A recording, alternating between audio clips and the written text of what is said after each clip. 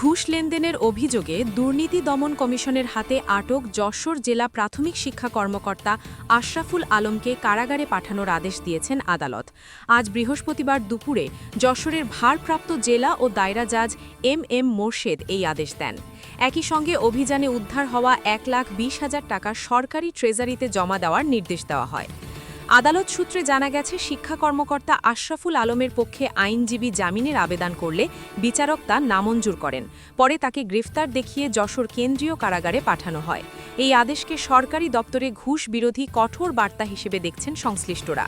এর আগে গতকাল বুধবার বিকেলে যশোর জেলা প্রাথমিক শিক্ষা কর্মকর্তার কার্যালয়ে অভিযান চালায় দুদক।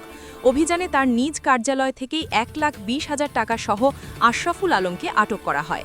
দুদকের উপপরিচালক মোহাম্মদ সালাউদ্দিন ও সহকারী পরিচালক মোহাম্মদ আল আমিনের নেতৃত্বে এই অভিযান পরিচালিত হয়। দুদক সূত্রে জানা গেছে, যশোর সদর উপজেলার বসুন্দিয়া খানপাড়া সরকারি প্রাথমিক বিদ্যালয়ের সহকারী শিক্ষক মোহাম্মদ নুরুন নবী তার প্রয়াত স্ত্রী শিক্ষক শিরিনা আক্তারের পেনশন সংক্রান্ত ফাইল অনুমোদনের জন্য জেলা শিক্ষা কর্মকর্তার কাছে যান। অভিযোগ রয়েছে, দীর্ঘ সময় নানা অজুহাতে ফাইল আটকে রেখে এক পর্যায়ে আশরাফুল আলম 1,20,000 টাকা ঘুষ দাবি করেন। পরে ওই টাকা গ্রহণের সময় দুদকের কর্মকর্তারা তাকে হাতে নাতে আটক করেন। আটকের পর কোতোয়ালি থানায় একটি মামলা দায়ের করা হয়। মামলার আনুষ্ঠানিক প্রক্রিয়া শেষে তাকে পুলিশের কাছে হস্তান্তর করা হয় এবং আজ আদালতের মাধ্যমে কারাগারে পাঠানো হয়। এদিকে এই ঘটনায় উত্তপ্ত হয়ে ওঠে যশোরের প্রশাসনিক অঙ্গন। আজ বৃহস্পতিবার সকালে জেলা প্রশাসকের কার্যালয় চত্বরে অবস্থান কর্মসূচি ও বিক্ষোভ করেন প্রাথমিক বিদ্যালয়ের শিক্ষকরা।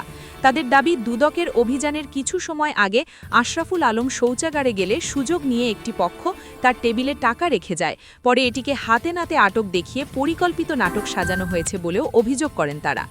এর আগেও বুধবার রাতে শিক্ষা কর্মকর্তা আটক হওয়ার প্রতিবাদে শিক্ষক ও কর্মকর্তারা দুদক কার্যালয়ের সামনে অবস্থান নেন। তারা আশরাফুল আলমের মুক্তির দাবিতে স্লোগান দেন এবং দ্রুত তদন্তের আহ্বান জানান। এই ঘটনায় একদিকে যেমন দুর্নীতির বিরুদ্ধে আইনের কঠোর প্রয়োগের নজির তৈরি হয়েছে, অন্যদিকে সরকারি দপ্তরের স্বচ্ছতা ও জবাবদিহিতা নিয়ে নতুন করে আলোচনা শুরু হয়েছে। শেষ পর্যন্ত তদন্তে কী উঠে আসে সেদিকেই এখন সবার নজর।